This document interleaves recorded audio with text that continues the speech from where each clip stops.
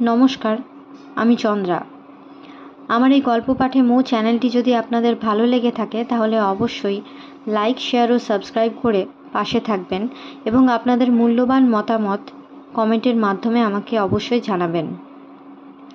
আজকে পাঠ করছি শ্রী বিভূতিভূষণ বন্দ্যোপাধ্যায়ের অপরাজিত। শুরু করছি। ঘরদোরের অবস্থা খুব খারাপ। অপুর মনে পড়িল ঠিক এই রকম অপরিষ্কার ভাঙা ঘরে এই বালকের মাকে সে একদিন আনিয়া তুলিয়াছিল। তেলিদের বাড়ি হইতে চাবি আনিয়া ঘরের তালা খুলিয়া ফেলিল। ঘর নানা স্থানে উড়িয়া পড়িয়াছে। ইঁদুরের গর্ত, পাড়ার গরু বাছুর উঠিয়া দাওয়া ভাঙিয়া নষ্ট করিয়া ফেলিয়াছে। উঠানে বন জঙ্গল। কাজল চারিদিকে চাহিয়া চাহিয়া অবাক হইয়া বলিল, বাবা, এইটি তোমাদের বাড়ি? অপু হাসিয়া বলিল, তোমাদেরও বাড়ি বাবা। মামার বাড়ির কোঠা দেখেছ জন্মে অবধি, তাতে তো চলবে না। পৈতৃক সম্পত্তি তোমার এই। সকালে উঠিয়া একটি খবরে সে স্তম্ভিত হইয়া গেল। নিরুপমা আর নাই। সে গত পৌষ মাসে তীর্থ করিতে গিয়াছিল। পথে কলেরা হয়, সেখানেই মারা যায়। নিরুপমার জ্যাঠা বৃদ্ধ সরকার মহাশয় বলিতেন, আর দাদা ঠাকুর, তোমরা লেখাপড়া শিখে দেশে তো আর আসবে না। মেয়েটার কথা মনে হলে আর অন্য মুখে ওঠে না। হলো কি জানো, বললে কুড়ুলের পাটে মেলা দেখতে যাব। তার তো জানো পুজো আচ্ছা এক বাতিক ছিল। পাড়ার সবাই যাচ্ছে, আমিও বলি তা যাও। ও মা, 3 দিন পর সকালে খবর এলো নিরু মা মরো। শান্তিপুরের পথে একটা দোকানে কি সমাচার না কলেরা। গেলুম সবাই ছুটে, পৌঁছুতে সন্ধে হয়ে গেল। আমরা যখন গেলুম তখন বাকরোধ হয়ে গিয়েছে। চিনতে পারলে চোখ দিয়ে হু হু জল পড়তে লাগলো। দাদা ঠাকুর, মা আমার পাড়া শুদ্ধ সবারই উপকার করে বেড়াতো, তুমি সবই জানো।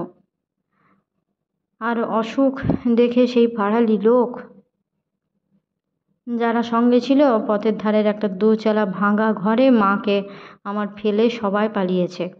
পাশের দোকানিটা লোক ভালো, সেই একটু দেখাশোনা করেছে। চিকিৎসা হয়নি, পত্তরও হয়নি, বেঘরে নিরু মাকে হারালুম। সরকার বাড়ি হইতে ফিরিতে একটু বেলা হইয়া গেল। উঠানে পা দিয়া ডাকিল, ও খোকা। কাজল দুপুরে ঘুমাইতেছিল, কখন ঘুম ভাঙিয়া উঠিয়াছে এবং তেলিবাড়ি হইতে আঁকশি জোগাড় করিয়া আনিয়া উঠানের গাছের চাঁপা ফুল পাড়িবার জন্য নিচের একটা ডালে আঁকশি বাঁধাইয়া টানাটানি করিতেছে। দৃশ্যটা তাহার কাছে অদ্ভুত মনে হইল। অপর্ণার পোঁতা সেই চাঁপা ফুল গাছটা কবে তাহার ফুল ধরিয়াছে, কবে গাছটা মানুষ হইয়াছে। গত 7 বৎসরের মধ্যে অপুর সে খোঁজ লওয়ার অবকাশ ছিল না। কিন্তু কেমন করিয়া সে বলিল, খোকা, ফুল পাড়ছিস তো? গাছটাকে পুঁতেছিল জানিস? কাজল বাবার দিকে চাহিয়া হাসিয়া বলিল, তুমি এসো না বাবা, ওই ডালটা চেপে ধরো না, মোটে 2টো পড়েছে। অপু বলিল, কে পুঁতেছিল জানিস গাছটা? তোর মা। কিন্তু মা বলিলে কাজল কিছুই বুঝে না। জ্ঞান হইয়া অবধি সে দিদিমা ছাড়া আর কাহাকেও চিনিত না। দিদিমাই তাহার সব, মা একটা অবাস্তব কাল্পনিক ব্যাপার মাত্র। মায়ের কথায় তার মনে কোনো বিশেষ সুখ বা দুঃখ জাগায় না। অনেক দিন পরে মনসাপতা আসা, সকলেই বাড়িতে ডাকে, নানা সদুপদেশ দেয়। ক্ষেত্র কপালী অপুকে ডাকিয়া অনেকক্ষণ কথাবার্তা কহিল, দুধ পাঠাইয়া দিল। ঘর ছাইবার জন্য ভরেরা 1 গাড়ি উলু খড় দিতে চাহিল। রাত্রে আবার কি কাজে সরকার বাড়ির সামনের পথ দিয়া আসিতে হইল। বাড়িটার দিকে যেন চাওয়া যায় না। গোটা মনসাপোতাটা নিরুদির অভাবে ফাঁকা হইয়া গিয়াছে তাহার কাছে। নিরুদি, আজ খোকাকে নিয়ে এসেছি, তুমি এসে ওকে দেখবে না, আদর করবে না? খাওয়া দাওয়ার বন্দোবস্ত করে দেবে না? রাত্রে অপু আর কিছুতেই ঘুমাইতে পারে না। চোখের সামনে নিরুপমার সেই হাসি হাসি মুখ, সেই অনুযোগের সুর কানে। আর একটিবার দেখা হয় না তাহার সঙ্গে। কাজলকে সে কলিকাতায় লইয়া আসিল পরদিন বৈকালের ট্রেনে। সন্ধ্যার পর গাড়িখানা শিয়ালদহ স্টেশনে ঢুকিল। এত আলো, এত বাড়িঘর, এত গাড়ি ঘোড়া, কি কাণ্ড এসব! কাজল বিস্ময়ে একেবারে নির্বাক হইয়া গেল। সে শুধু বাবার হাত ধরিয়া চারিদিকে ডাগর চোখে চাহিতে চাহিতে চলিল। হ্যারিসন রোডের বড় বড় বাড়িগুলা দেখাইয়া একবার সে বলিল, ওগুলো কাদের বাড়ি বাবা? অত বাড়ি? বাবার বাসাটায় ঢুকিয়া কাপড় চোপড় ছাড়িয়া সে গলির মোড়ে দাঁড়াইয়া বড় রাস্তার গাড়ি ঘোড়া দেখিতে লাগিল। অবাক জলপান জিনিসটা কি? বাবার দেওয়া 2টা পয়সা কাছে ছিল। 1 পয়সার অবাক জলপান কিনিয়া খাইয়া সে সত্যই অবাক হইয়া গেল। মনে হইল এমন অপূর্ব জিনিস সে জীবনে আর কখনো খায় নাই। চাল ছোলা ভাজা সে অনেক খাইয়াছে, কিন্তু কি মশলা দিয়া ইহারা তৈরি করে এই অবাক জলপান? অপু তাহাকে ডাকিয়া বাসার মধ্যে লইয়া গেল। ওরকম একলা কোথাও যাস নে খোকা, হারিয়ে যাবি। কি কি হবে? যাওয়ার দরকার নেই।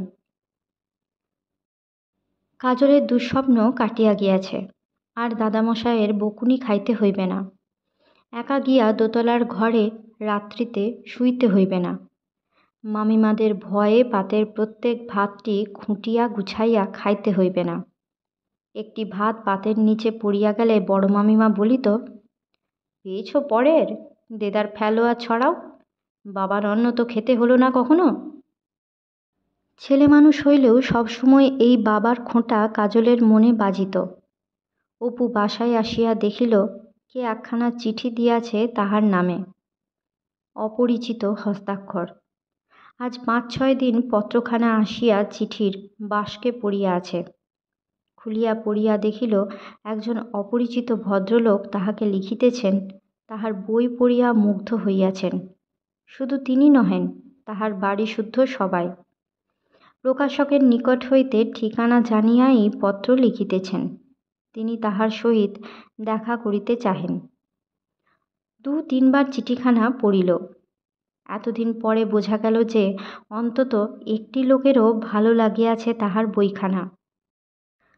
পরের প্রশংসা শুনিতে অপু চিরকালই ভালোবাসে, তবে বহু দিন তাহার অদৃষ্টে সে জিনিসটা জোটে নাই। প্রথম যৌবনের সেই সরল হামবড়া ভাব বয়সের অভিজ্ঞতার ফলে দূর হইয়া গিয়াছিল। তবুও সে আনন্দের সহিত বন্ধুবান্ধবের নিকট চিঠিখানা দেখাইয়া বেড়াইল। পরের দিন কাজল চিড়িয়াখানা দেখিল, গড়ের মাঠ দেখিল, মিউজিয়ামে অধুনালুপ্ত সেকালের কচ্ছপের প্রস্তরীভূত বৃহৎ খোলা দুটি দেখিয়া সে অনেকক্ষণ অবাক হইয়া চাহিয়া দাঁড়াইয়া কি ভাবিল। পরে অপু ফিরিয়া যাইতেছে, কাজল বাবার কাপড় ধরিয়া টানিয়া দাঁড় করাইয়া বলিল, শোনো বাবা। কচ্ছপ দুটোর দিকে আঙুল দিয়া দেখাইয়া বলিল, আচ্ছা, এ দুটোর মধ্যে যদি যুদ্ধ হয় তবে কে জেতে বাবা? অপু গম্ভীর মুখে ভাবিয়া ভাবিয়া বলে, এই বাঁ দিকেরটা জেতে। কাজলের মনের দ্বন্দ্ব দূর হয়। কিন্তু গোল দিঘিতে মাছের ঝাঁক দেখিয়া সে সকলের অপেক্ষা খুশি। এত বড় বড় মাছ, আর এত একসঙ্গে। মেলা ছেলে মেয়ে মাছ দেখিতে জুটিয়াছে বৈকালে। সেও বাবার কথায় 1 পয়সার মুড়ি কিনিয়া জলে ছড়াইয়া দিয়া অধীর আগ্রহে মাছের খেলা দেখিতে লাগিল। তুমি ছিপে ধরবে বাবা, কত বড় বড় মাছ? অপু বলিল, চুপ চুপ, ও মাছ ধরতে দেয় না। ফুটপাতে একজন ভিখারি বসিয়া। কাজল ভয়ের সুরে বলিল, শিগগির 1টা পয়সা দাও বাবা, নইলে ছুঁয়ে দেবে। তাহার বিশ্বাস কলিকাতার যেখানে যত ভিখারি বসিয়া আছে ইহাদের পয়সা দিতেই হইবে, নতুবা ইহারা আসিয়া ছুঁইয়া দিবে। তখন তোমাকে বাড়ি ফিরিয়া স্নান করিতে হইবে সন্ধ্যাবেলা, কাপড় ছাড়িতে হইবে, সে এক মহা হাঙ্গামা। বর্ষাকালের মাঝামাঝি অপুর চাকরিটি গেল। অর্থের এমন কষ্ট সে অনেক দিন ভোগ করে নাই। ভালো স্কুলে দিতে না পারিয়া সে ছেলেকে কর্পোরেশনের ফ্রি স্কুলে ভর্তি করিয়া দিল। ছেলেকে দুধ পর্যন্ত দিতে পারে না। বইয়ের বিশেষ কিছু আয় নাই। হাত এদিকে কপর্দক শূন্য। কাজলের মধ্যে অপু একটা পৃথক জগৎ দেখিতে পায়। দুটা টিনের চাকতি, গোটা 2 মার্বেল, একটা কলটেপা খেলনা মোটর গাড়ি, খান 2 বই হইতে যে মানুষ কিসে এত আনন্দ পায় অপু তাহা বুঝিতে পারে না। চঞ্চল ও দুষ্ট ছেলে, পাছে হারাইয়া যায় এই ভয়ে অপু তাহাকে মাঝে মাঝে ঘরে চাবি দিয়া রাখিয়া নিজের কাজে বাহির হইয়া যায়। এক এক দিন 4-5 ঘণ্টাও হইয়া যায়। কাজলের কোনো অসুবিধা নাই। সে রাস্তার ধারের জানালাটায় দাঁড়াইয়া পথের লোকজন দেখিতেছে, না হয় বাবার বইগুলা নাড়িয়া চাড়িয়া ছবি দেখিতেছে। মোটের উপর আনন্দেই আছে। এই বিরাট নগরীর জীবন স্রোত কাজলের কাছে অজানা দুর্বোধ্য, কিন্তু তাহার নবীন মন ও নবীন চক্ষু যে সকল জিনিস দেখে ও দেখিয়া আনন্দ পায়, বয়স্ক লোকের ক্লান্ত দৃষ্টিতে তাহা অতি তুচ্ছ। হয়তো আঙুল দিয়া দেখাইয়া বলে, দেখো বাবা, ওই চিলটা কিসের ডাল মুখে করে নিয়ে যাচ্ছিল, সামনের ছাদের আলসেতে লেগে ডালটা ওই দেখো বাবা রাস্তায় পড়ে গিয়েছে। বাবার সঙ্গে বেড়াইতে বাহির হইয়া এত ট্রাম মোটর লোকজনের ভিড়ের মাঝখানে কোথায় একটা কাক ফুটপাতের ধারে ড্রেনের জলে স্নান করিতেছে, তাই দেখিয়া তাহার মহা আনন্দ। তাহা আবার বাবাকে না দেখাইলে কাজলের মনে তৃপ্তি হইবে না। সব বিষয়ে বাবাকে আনন্দের ভাগ না দিতে পারিলে কাজলের আনন্দ পূর্ণ হয় না। খাইতে খাইতে বেগুনিটা কি তেলে ভাজা কচুরিখানা এক কামড় খাইয়া ভালো লাগিলে বাকি আধখানা বাবার মুখে গুঁজিয়া দেবে। অপুও তাহা তখনই খাইয়া ফেলে। ছি, আমার মুখে দিতে নেই, এ কথা বলিতে তার প্রাণ কেমন করে। কাজেই পিতৃত্বের গাম্ভীর্যভরা ব্যবধান অকারণে গড়িয়া উঠিয়া পিতা পুত্রের সকল সরল মৈত্রীকে বাধা দান করে নাই। কাজল জীবনে বাবার মতো সহচর পায় নাই, এবং অপুও বোধহয় কাজলের মতো বিশ্বস্ত ও একান্ত নির্ভরশীল তরুণ বন্ধু খুব বেশি পায় নাই জীবনে। আর কি সরলতা! পথে হয়তো দুজনে বেড়াইতেছে, বাহির হইয়াছে। কাজল বলিল, শোনো বাবা, একটা কথা শোনো, চুপি চুপি বলবো। পরে পথের এদিকে ওদিকে চাহিয়া লাজুক মুখে কানে কানে বলে, ঠাকুর বড় দুটোখানি ভাত দেয় হোটেলে, আমার খেয়ে পেট ভরে না। তুমি বলবে বাবা, বললে আরও 2টো দেবে না? দিন কতক গলির একটা হোটেলে পিতা পুত্রে দুজনে খায়। হোটেলের ঠাকুর হয়তো শহরের ছেলে হিসেবে ভাত দেয় কাজলকে, কিন্তু পাড়াগাঁয়ের ছেলে কাজল বয়সের অনুপাতে 2টি বেশি ভাতই খাইয়া থাকে। অপু মনে মনে হাসিয়া ভাবে, এই কথা আবার কানে কানে বলা, রাস্তার মধ্যে ওকে চেনেই বা কে আর শুনছেই বা কে? ছেলেটা বেজায় বোকা। আর একদিন কাজল লাজুক মুখে বলিল, বাবা, একটা কথা বলবো। কি? না বাবা, বলবো না। বল না কি? কাজল সরিয়া আসিয়া চুপি চুপি লাজুক সুরে বলিল, তুমি মদ খাও বাবা? অপু বিস্মিত হইয়া বলিল, মদ? কে বলেছে তোকে? সেই যে সেদিন খেলে, সেই রাস্তার মোড়ে একটা দোকান থেকে পান কিনলে, আর সেই যে। অপু প্রথমটা অবাক হইয়া গিয়াছিল, পরে বুঝিয়া হো হো করিয়া হাসিয়া উঠিয়া বলিল, দূর বোকা, সে হলো লেমনেড। সেই পানের দোকানে তো, তোর ঠান্ডা লেগেছিল বলে তোকে দিইনি, খাওয়াবো তোকে একদিন। ও একরকম মিষ্টি শরবত, দূর। কাজলের কাছে অনেক ব্যাপার পরিষ্কার হইয়া গেল। কলিকাতায় আসিয়া সে দেখিয়া অবাক হইয়া গিয়াছিল যে এখানে মোড়ে মোড়ে মদের দোকান, পান ও মদ একসঙ্গে বিক্রয় হয় প্রায় সর্বত্র। সোডা লেমনেড সে কখনো দেখে নাই, ইহার আগে জানিত না। কি করিয়া সে ধরিয়া লইয়াছে বোতলে ওগুলো মদ। তাই তো সেদিন বাবাকে খাইতে দেখিয়া অবাক হইয়া গিয়াছিল। এতদিন লজ্জায় বলে নাই। সেই দিনই অপু তাহাকে লেমনেড খাওয়াইয়া তাহার ভ্রম ঘুচাইয়া দিল। এই অবস্থায় একদিন সে বিমলেন্দুর পত্র পাইল। একবার আলিপুরে লীলার ওখানে পত্রপাঠ আসিতে। লীলার ব্যাপার সুবিধার নয়। তাহার আর্থিক অবস্থা বড় শোচনীয়। নিজের যাহা কিছু ছিল গিয়াছে, আর কেহ দেয়ও নাই। বাপের বাড়িতে তাহার নাম করিবার পর্যন্ত উপায় নাই।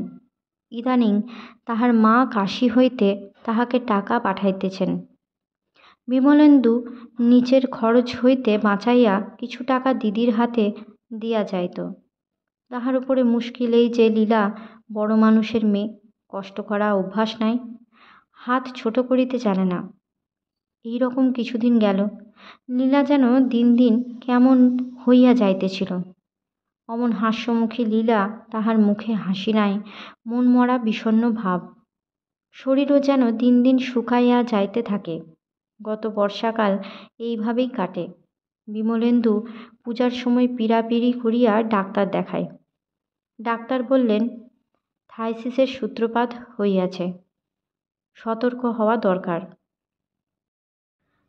বিমলেন্দু লিখিয়াছে লীলার খুব জ্বর, ভুল বকিতেছে, কেহই নাই, সে একা ও একটি চাকর সারা রাত জাগিয়াছে। আত্মীয় স্বজন কেহ ডাকিলে আসিবে না। কি করা যায় এ অবস্থায়? অপু এখানে আজকাল তত আসিতে পারে না। অনেক দিন লীলাকে দেখে নাই।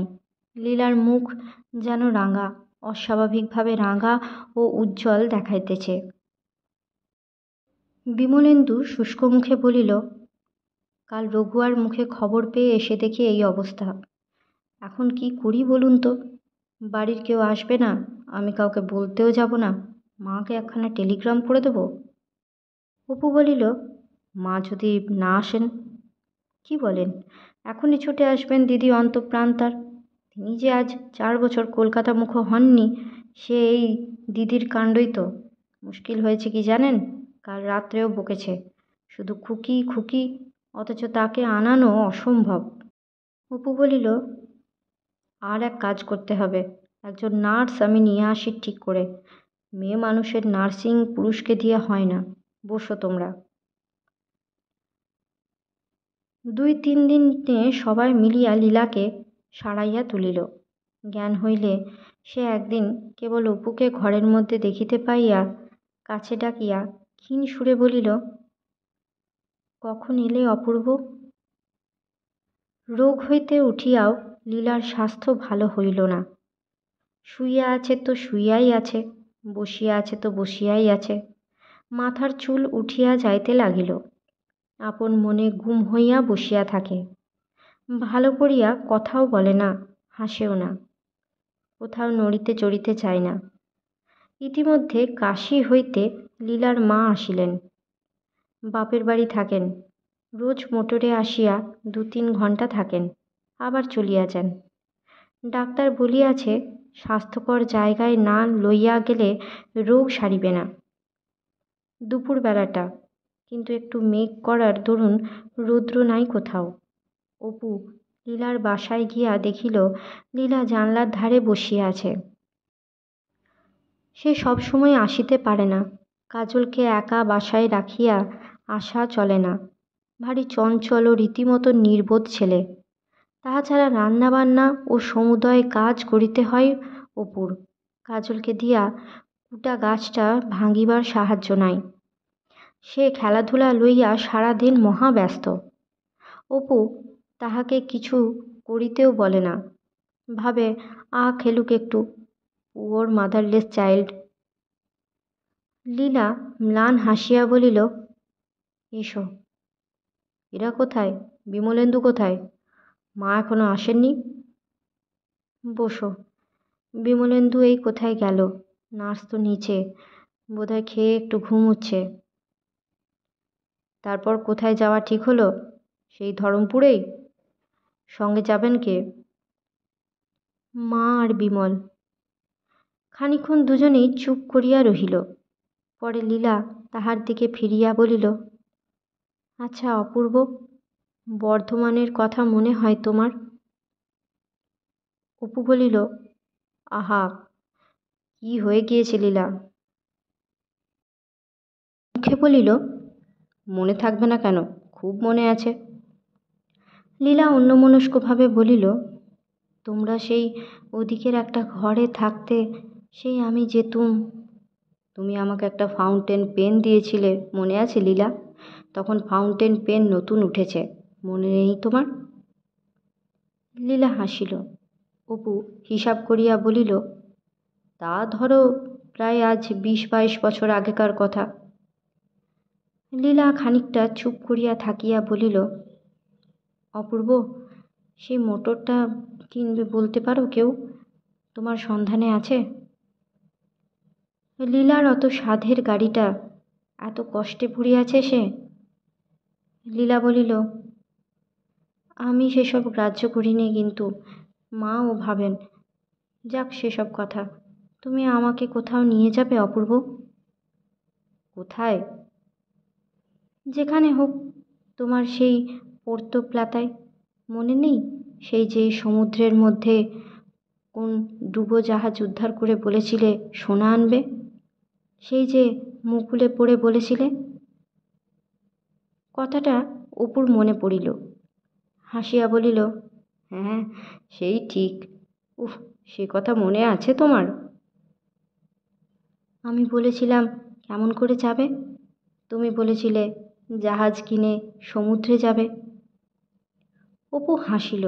শৈশবের স্বাদ আশার নিষ্ফলতা সম্বন্ধে সে কি একটা বলিতে যাইতেছিল, কিন্তু হঠাৎ তাহার মনে পড়িয়া গেল লীলাও এ ধরনের নানা আশা পোষণ করিত, বিদেশে যাইবে, বড় আর্টিস্ট হইবে ইত্যাদি।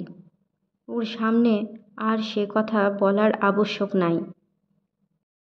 কিন্তু লীলাই আবার খানিকটা চুপ করিয়া থাকিয়া বলিল, যাবে না? যাও যাও।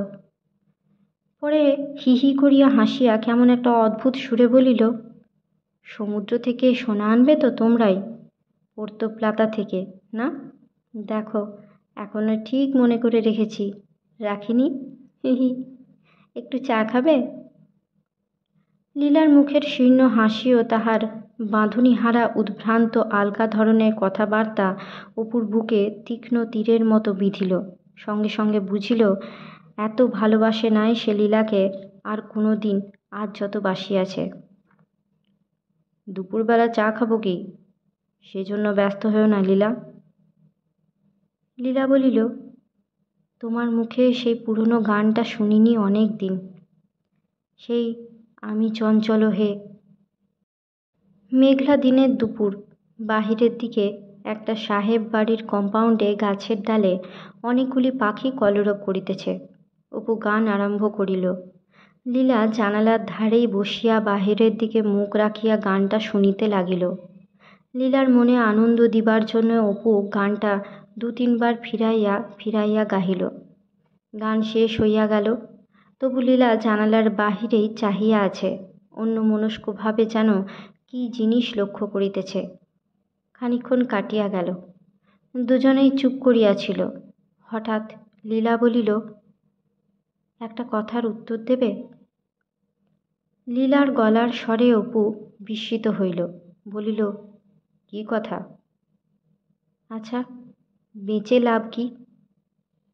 অপু এ প্রশ্নের জন্য প্রস্তুত ছিল না, বলিল, এ কথা কেন?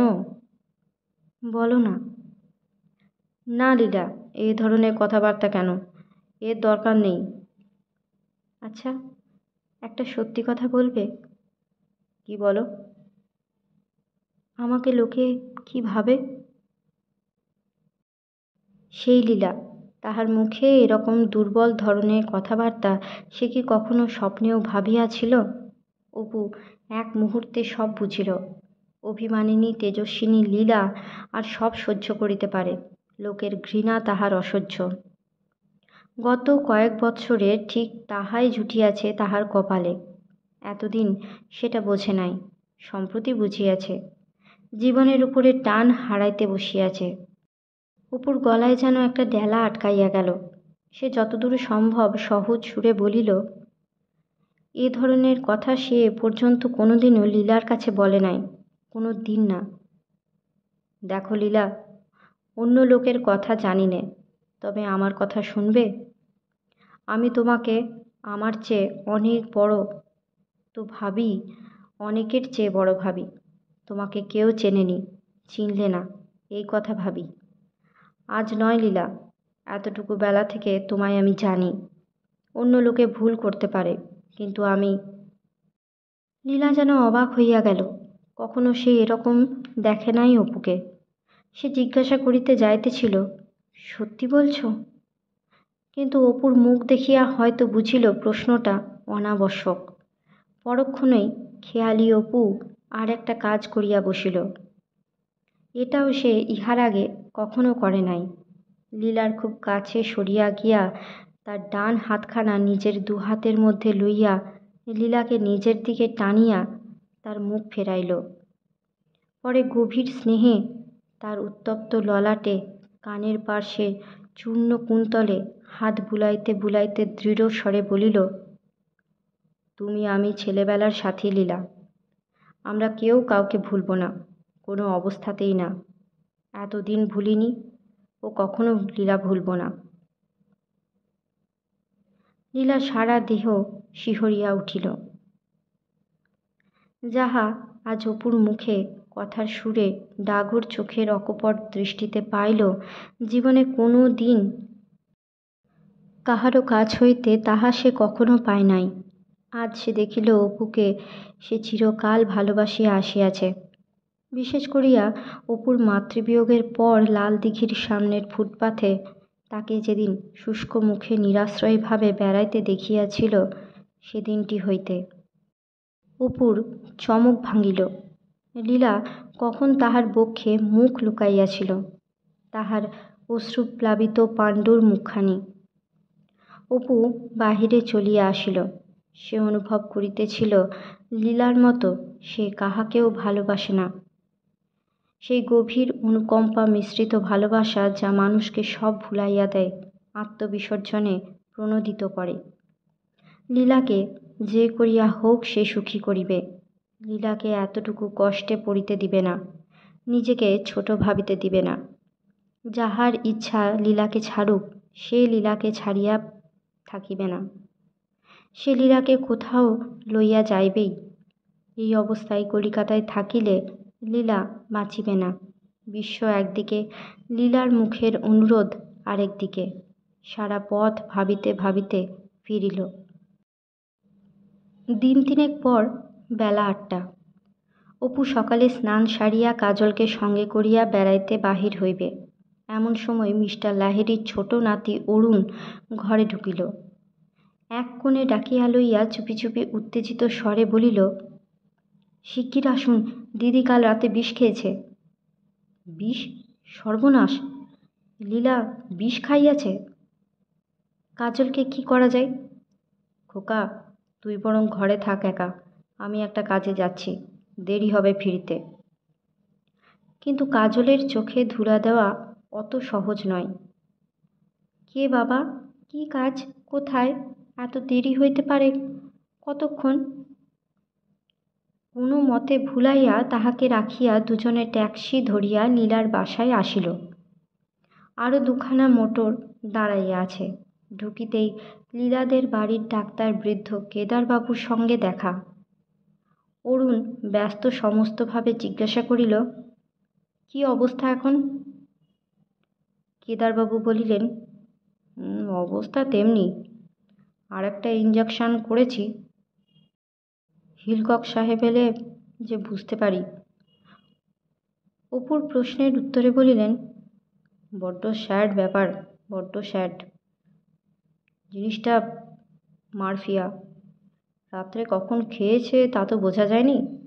আজ সকালে তাও বেলা হলে তবে টের পাওয়া গেল। কর্নেল হিলকককে আনতে লোক গিয়েছে, তিনি আসা পর্যন্ত। অরুণের সঙ্গে সঙ্গে উপরের সেই ঘরটাতে গেল। মাত্র দিন তিনেক আগে যেটাতে বসিয়া সে লীলাকে গান শুনাইয়া গিয়াছে। প্রথমটা কিন্তু সে ঘরে ঢুকিতে পারিল না। তাহার হাত কাঁপিতেছিল, পা কাঁপিতেছিল। ঘরটা অন্ধকার, জানালার পর্দাগুলো বন্ধ। ঘরে বেশি লোক নাই, কিন্তু বারান্দাতে ৮-১০ জন লোক। সবাই পদ্মপুকুরের বাড়ির। সবাই চুপি চুপি কথা কহিতেছে, পা টিপিয়া টিপিয়া হাঁটিতেছে। কিন্তু বিশেষ অস্বাভাবিক ব্যাপার ঘটিয়াছে এখানে, এমন বলিয়া অপুর মনে হইল না। অথচ একজন যে পৃথিবীর সুখকে এত ভালোবাসিত, আকাঙ্ক্ষা করিত, আশা করিত, উপেক্ষার মুখ বাঁকাইয়া পৃথিবী হইতে ধীরে ধীরে বিদায় লইতেছে। সেই জানালার পাশের খাটেই লীলা শুইয়া। সংজ্ঞা নাই। পাণ্ডুর কেমন যেন বিবর্ণ, ঠোঁট ঈষৎ নীল। একখানা হাত খাটের বাহিরে ঝুলিতেছিল, সে তুলিয়া দিল। গায়ে রেশমের বরফি কাটা বিলাতির লেপ। কি অপূর্ব যে দেখাইতেছে লীলাকে! মরণাহত মৃত্যু পাণ্ডুর মুখের সৌন্দর্য যেন এ পৃথিবীর নয়, কিংবা হরিদ্রাব হাতির দাঁতে খোদায় মুখ যেন। দেবীর মতো সৌন্দর্য আরও অপার্থিব হইয়া উঠিয়াছে। তাহার মনে হইল লীলা ঘামিতেছে, তবে বোধহয় আর ভয় নাই, বিপদ কাটিয়া গিয়াছে। চুপি চুপি বলিল, ঘামছে কেন? ডাক্তারবাবু বলিলেন, ওটা মরফিয়ার সিমটম। মিনিট 10 কাটিল। অপু বাহিরের বারান্দাতে আসিয়া দাঁড়াইল। পাশের ঘরের লোকেরা একবার ঢুকিতেছে, আবার বাহির হইতেছে। অনেকেই আসিয়াছে, কেবল মিস্টার লাহিড়ী ও লীলার মা নাই। মিস্টার লাহিড়ী দার্জিলিংয়ে, লীলার মা মাত্র কাল এখান হইতে বর্ধমানে কী কাজে গিয়াছেন। লীলা সত্যই অভাগিনী। এমন সময় নিচে একটা গোলমাল, একখানা গাড়ির শব্দ উঠিল। ডাক্তার সাহেব আসিয়াছেন। তিনি উপরে উঠিয়া আসিলেন, পেছনে কেদারবাবু ও বিমলেন্দু। অনেকেই ঘরে ঢুকিতে যাইতেছিল। কেদারবাবু নিষেধ করিলেন। মিনিট 7 পরে ডাক্তার সাহেব চলিয়া গেলেন, বলিয়া গেলেন, টু লেট, কোনো আশা নাই। আরও আধ ঘণ্টা, এত লোক। অপু ভাবিল, ইহারা এতকাল কোথায় ছিল? আজ টু লেট, টু লেট। লীলা মারা গেল বেলা 10টায়। অপু তখন খাটের পাশেই দাঁড়াইয়া। এতক্ষণ লীলা চোখ বুজিয়াই ছিল। সে সময়টা হঠাৎ চোখ মেলিয়া চাহিল। তারাগুলো বড় বড়, তাহার দিকেও চাহিল। অপুর দেহে যেন বিদ্যুৎ খেলিয়া গেল। লীলা তাহাকে চিনিয়াছে বোধহয়, কিন্তু পরক্ষণেই দেখিল দৃষ্টি অর্থহীন, আভাহীন, উদাসীন, অস্বাভাবিক। তারপরে লীলা যেন চোখ তুলিয়া কড়িকাঠে সেখান হইতে আরও অস্বাভাবিকভাবে মাথার শিয়রে কার্নিশের বিটের দিকে ইচ্ছা করিয়াই কি দেখিবার জন্য চোখ ঘুরাইল। স্বাভাবিক অবস্থায় মানুষ ওরকম চোখ ঘুরাইতে পারে না। তারপরেই সবাই ঘরের বাহির হইয়া আসিল। কেবল বিমলেন্দু ছেলে মানুষের মতো চিৎকার করিয়া কাঁদিয়া উঠিল। অপুও ফিরিল। হায় রে পাপ, হায় পুণ্য! কে মানদণ্ডে তৌল করিবে? মূর্খ, মূর্খ, মূর্খ! লীলার বিচার করিবে কে? এই সব মূর্খের দল? দুঃখের মধ্যে তাহার হাসি আসিল। কাজল এই কমাসেই বেশ লেখাপড়া শিখিয়াছে। বাড়িতেই পড়ে। অনেক সময় নিজের বই রাখিয়া বাবার বইগুলি পাতা উল্টাইয়া দেখে। আজকাল বাবা কী কাজে প্রায় সর্বদাই বাহিরে বাহিরে ঘুরিয়া বেড়ায়। এই জন্য বাবার কাজও সে অনেক করে। বাসায় অনেকগুলি বিড়াল জুটিয়াছে। সে যখন প্রথম আসিয়াছিল তখন ছিল একটা মাত্র বিড়াল। এখন জুটিয়াছে আরও গোটা 3। কাজল খাইতে বসিলেই পাতের কাছে সবগুলা আসিয়া জোটে। তাহারা ভাত খায় না, শুধু খায় মাছ। কাজল প্রথমে ভাবে কাহাকেও সে এক টুকরাও দিবে না, করুক মিউ মিউ। কিন্তু একটু পরে একটা অল্প বয়সের বিড়ালের উপরে বড় দয়া হয়। এক টুকরা তাহাকে দিতেই অন্য সবগুলা করুণ সুরে ডাক শুরু করে। কাজল ভাবে, আহা, ওরা কি বসে বসে দেখবে, দিয়ে ওদের একটু একটু। একে ওকে দিতে কাজলের মাঝ প্রায় ফুরাইয়া যায়। বাড়ুজ্যেদের ছেলে অনু একটা বিড়াল ছানাকে রাস্তার উপর দিয়া যে ইঞ্জিন যায় ওরই তলায় ফেলিয়া দিয়াছিল। ভাগ্যে সেটা মরে নাই। যে ইঞ্জিন চালায় সে তৎক্ষণাৎ থামাইয়া ফেলে। কাজল আজকাল একটা কেরোসিন কাঠের বাক্সকে বিড়ালগুলির থাকিবার জায়গা করিয়া দিয়াছে। রাত্রে শুইয়াই কাজল অমনি বলে, গল্প বলো বাবা। আচ্ছা বাবা, ওই যে রাস্তায় ইঞ্জিন চালায় যারা, ওরা কি যখন হয় থামাতে পারে, যেদিকে ইচ্ছে চালাতে পারে? সে মাঝে মাঝে গলির মুখে দাঁড়াইয়া বড় রাস্তার স্টিম রোলার চালাইতে দেখিয়াছে। যে লোকটা চালায় তাহার ওপর কাজলের মনে মনে হিংসা হয়। কি মজা ওই কাজ করা! যখন খুশি চালানো, যত দূর হয়, যখন খুশি থামানো, মাঝে মাঝে সিটি দেয়, একটা চাকা বসিয়া বসিয়া ঘোরায়। সব চুপ করিয়া আছে। সামনের একটা ডান্ডা যাই টেপে অমনি ঘটাং ঘটাং বিকট শব্দ। এই সময়ে অপুর হঠাৎ অসুখ হইল। সকালে অন্য দিনের মতো আর বিছানা হইতে উঠিতেই পারিল না। বাবা সকালে উঠিয়া মাদুর পাতিয়া বসিয়া তামাক খায়।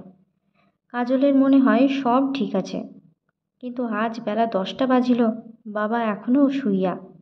জগৎটা যেন আর স্থিতিশীল নয়, নিত্য নয়, সব কি যেন হইয়া গিয়াছে।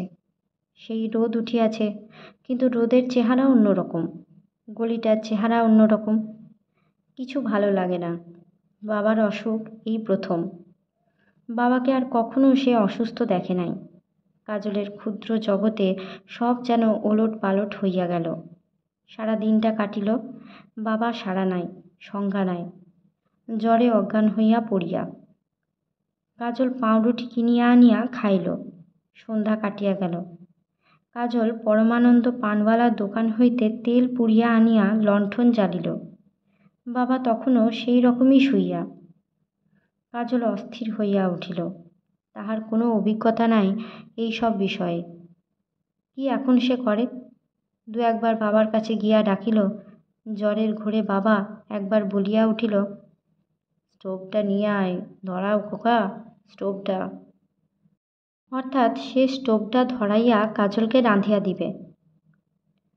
কাজল ভাবিল, বাবাও তো সারাদিন কিছু খায় নাই, স্টোভ ধরাইয়া বাবাকে সাবুত তৈয়ারি করিয়া দিবে। কিন্তু স্টোভ সে ধরাইতে জানে না। কি করে এখন? স্টোভটা ঘরের মেঝেতে লইয়া দেখিল তেল নাই। বাবার পরমানন্দের দোকানে গেল। পরমানন্দকে সব কথা খুলিয়া বলিল। পাশেই একজন নতুন পাশ করা হোমিওপ্যাথিক ডাক্তারের ডিসপেন্সারি। ডাক্তারটি একেবারে নতুন। একা ডাক্তারখানায় বসিয়া কড়ি বর্গা গুনিতেছিল। তিনি তাহাদের সঙ্গে বাসায় আসিলেন। অপুকে ডাকিয়া তাহার হাত ও বুক দেখিলেন। কাজলকে ঔষধ লইবার জন্য ডাক্তারখানায় আসিতে বলিলেন। অপু তখন একটু ভালো। সে ব্যস্ত সমস্ত হইয়া ক্ষীণ সুরে বলিল, ও পারবে না, রাত্রিরে এখন থাক, ছেলে মানুষ, এখন থাক। এই সবের জন্য বাবার উপরে রাগ হয় কাজলের। কোথায় সে ছেলে মানুষ, সে বড় হইয়াছে। কোথায় সে না যাইতে পারে? বাবা পাঠাইয়া দেখুক দেখি সে কেমন পারে না। বিশেষত অপরের সামনে তাহাকে কচি বলিলে, ছেলে মানুষ বলিলে, আদর করিলে বাবার উপর তাহার ভারী রাগ হয়। বাবার সামনে স্টোভ ধরাইতে গেলে কাজল জানে বাবা বারণ করিবে, বলিবে, করিস নে বাবা, হাত পুড়িয়ে ফেলবি। সে সরু বারান্দাটার এক কোণে স্টোভটা লইয়া গিয়া কয়েকবার চেষ্টা করিয়াও সেটা জ্বালিতে পারিল না। অপু একবার বলিল, কি করছিস ও খোকা, কোথায় গেলি ও খোকা?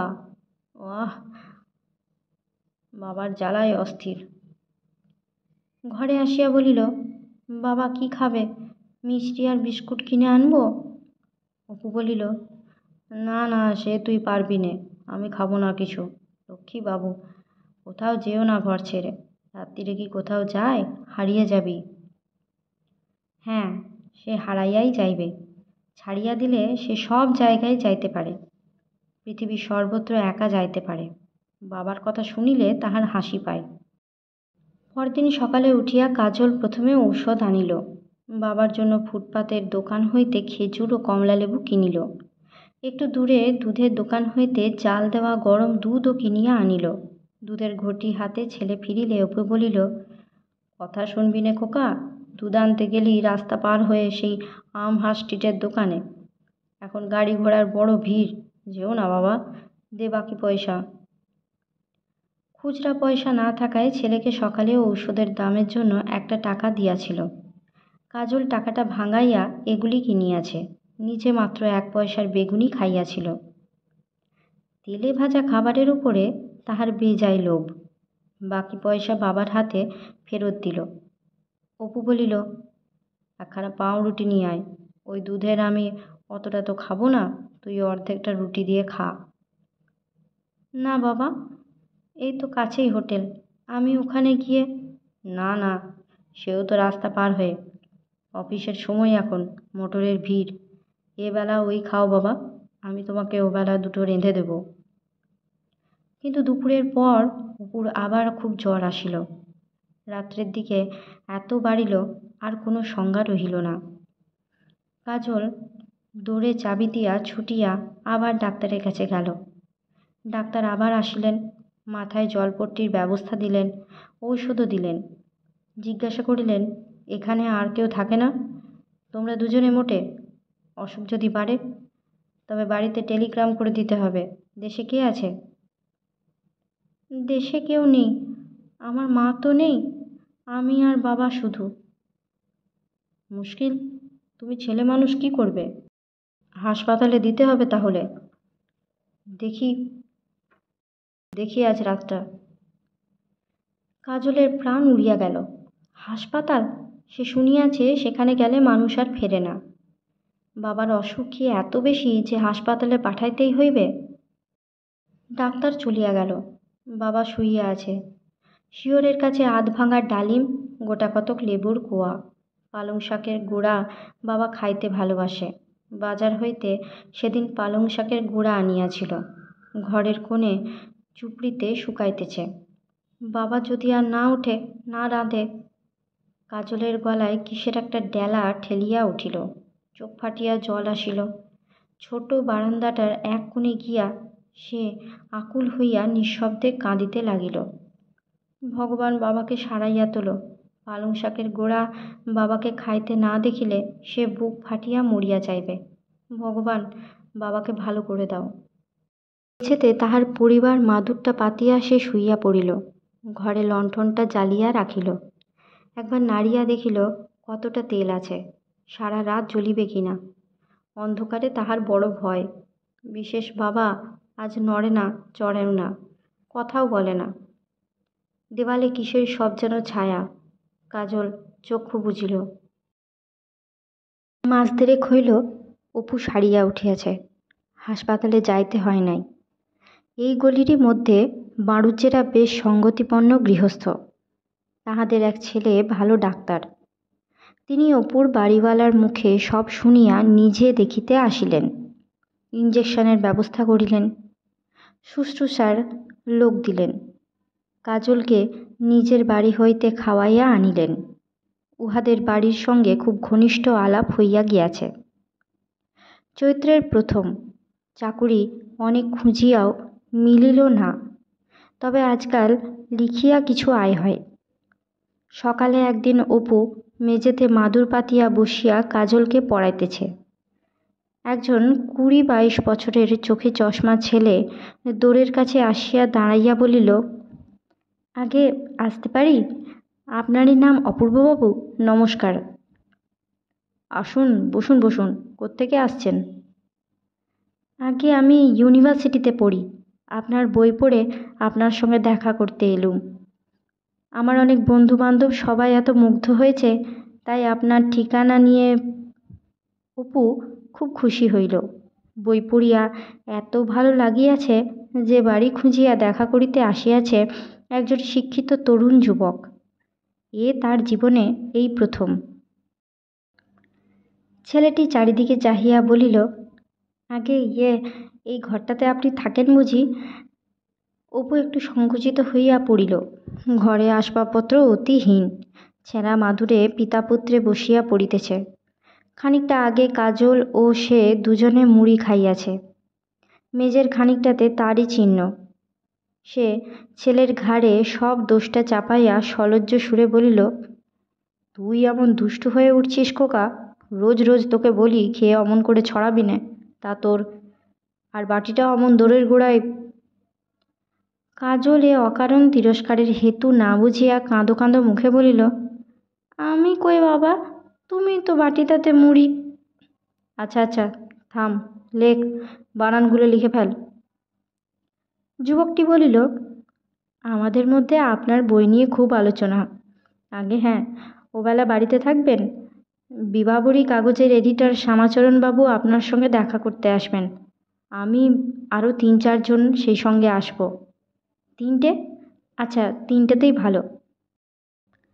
আরও খানিক কথাবার্তার পর যুবক বিদায় লইলে অপু ছেলের দিকে চাহিয়া বলিল, উস খোকা। ছেলে ঠোঁট ফুলাইয়া বলিল, আমি আর তোমার সঙ্গে কথা কব না বাবা। না বাবা আমার, লক্ষ্মী আমার, রাগ করো না। কিন্তু কি করা চাই বলো তো? কি বাবা? তুই এক্ষুনি ওঠ, পড়া থাক এবেলা। এই ঘরটা ঝেড়ে বেশ ভালো করে সাজাতে হবে। আর ওই তোর ছেঁড়া জামাটা তক্তপোষের নিচে লুকিয়ে রাখ দেখি, ওবেলা বিভাবরী সম্পাদক আসবে। বিভাবরী কি বাবা? বিভাবরী কাগজ রে পাগল, কাগজ।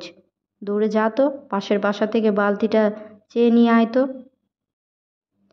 বৈকালের দিকে ঘরটা একরকম মন্দ দাঁড়াইল না। 3টার পরে সবাই আসিলেন। শ্যামাচরণবাবু বলিলেন, আপনার বইটার কথা আমার কাগজে যাবে আসছে মাসে। ওটাকে আমি আবিষ্কার করেছি মশাই। আপনার লেখা গল্প টল্প দিন না। পরের মাসে বিভাবরী কাগজে তাহার সম্বন্ধে এক নাতি দীর্ঘ প্রবন্ধ বাহির হইল। সঙ্গে সঙ্গে তাহার গল্পটাও বাহির হইল। শ্যামাচরণবাবু ভদ্রতা করিয়া 25টি টাকা গল্পের মূল্য স্বরূপ লোক মারফত পাঠাইয়া দিয়া আর একটা গল্প চাহিয়া পাঠাইলেন। অপু ছেলেকে প্রবন্ধটি পড়িতে দিয়া নিজে চোখ বুজিয়া বিছানায় শুইয়া শুনিতে লাগিল। কাজল খানিকটা পড়িয়া বলিল, বাবা, এতে তোমার নাম লিখেছে যে? অপু হাসিয়া বলিল, দেখেছিস খোকা, লোকে কত ভালো বলেছে আমাকে। তোকেও একদিন ওই রকম বলবে। পড়াশোনা করবি ভালো করে, বুঝলি?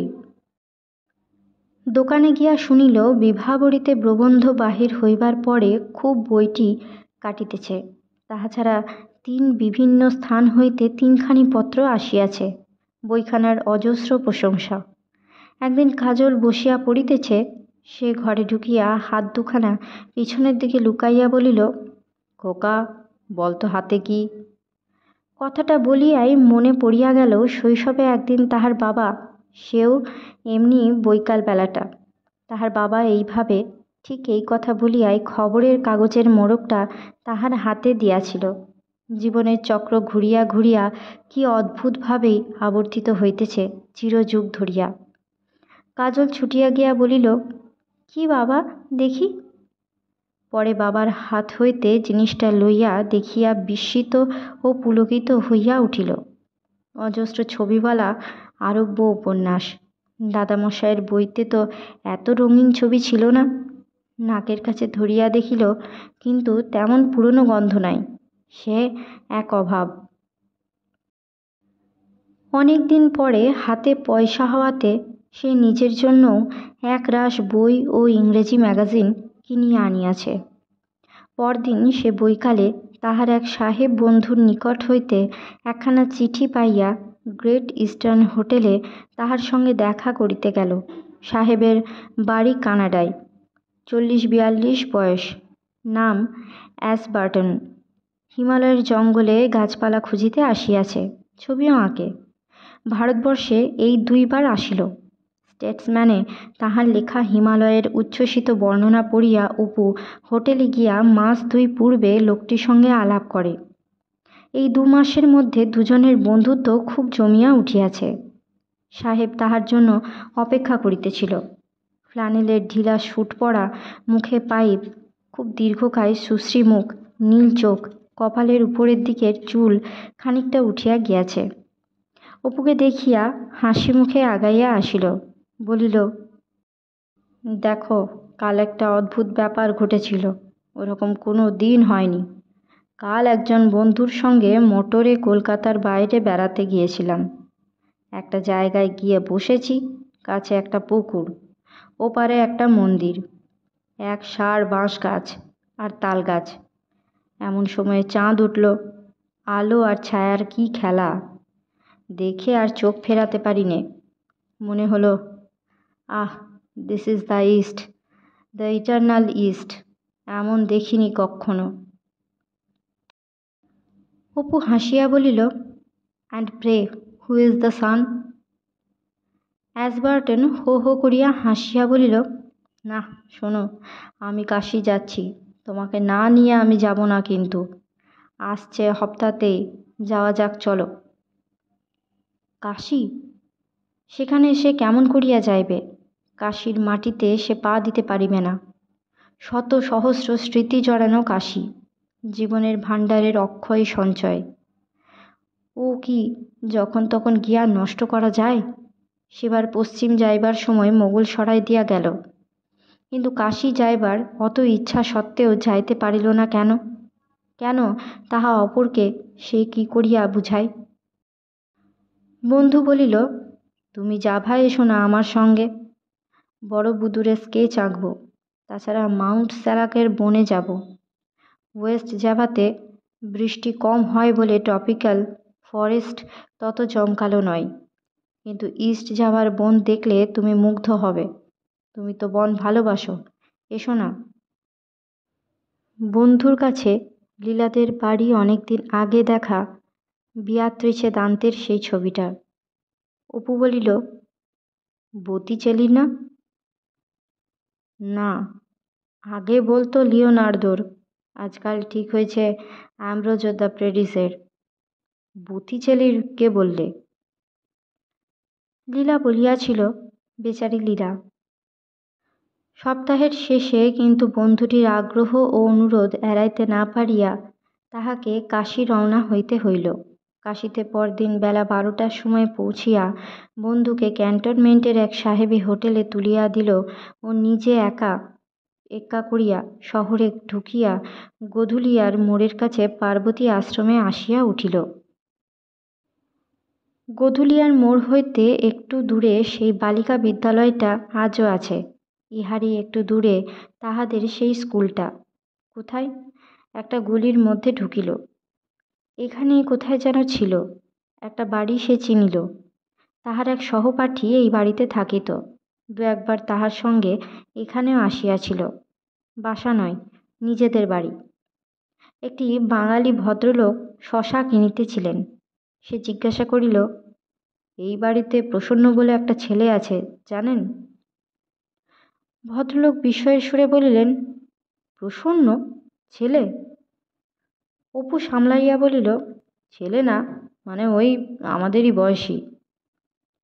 কথাটা বলিয়া সে অপ্রতিভ হইল। প্রসন্ন বা সে আজ কেহই ছেলে নয়, আর তাহাদের ছেলে বলাও চলে না, এ কথা মনে ছিল না। প্রসন্নর ছেলে বয়সের মূর্তি মনে আছে কিনা? প্রসন্ন বাড়ি নাই জিজ্ঞাসা করিয়া জানিল সে আজকাল 4-5টি ছেলেমেয়ের বাপ। স্কুলটা কোথায় ছিল চিনিতে পারিল না। একজন লোককে বলিল, মশাই, এখানে শুভঙ্করী পাঠশালা বলে একটা স্কুল কোথায় ছিল জানেন? শুভঙ্করী পাঠশালা? কই না, আমি তো এই গলিতে 10 বছর আছি। তাতে হবে না, সম্ভবত 22-23 বছর আগেকার কথা। ও বসাক মশাই, বসাক মশাই, আসুন একবারটি এদিকে। একে জিজ্ঞাসা করুন, ইনি 40 বছরের খবর বলতে পারবেন। বসাক মশাই প্রশ্ন শুনিয়া বলিলেন, বিলক্ষণ, তার জানি নে, এই হরগোবিন্দ শেঠের বাড়িতেতে স্কুলটি ছিল। ঢুকেই নিচু মতো তো, দুধারে উঁচু রোয়াক। অপু বলিল, হ্যাঁ হ্যাঁ, সামনে একটা চৌবাচ্চা। ঠিক ঠিক, আমাদের আনন্দবাবু স্কুল। আনন্দবাবু মারাও গিয়েছেন আজ 18-19 বছর। স্কুলও তার সঙ্গে সঙ্গে গিয়েছে। আপনি এসব জানলেন কি করে? আমি পড়তুম ছেলেবেলায়, তারপর কাশি থেকে চলে যাই। আজকের মতো গল্প পাঠ এই পর্যন্ত। পরবর্তী অংশ নিয়ে আসবো পরবর্তী ভিডিওতে। সকলে ভালো থাকবেন, সুস্থ থাকবেন এবং পাশে থাকবেন। নমস্কার।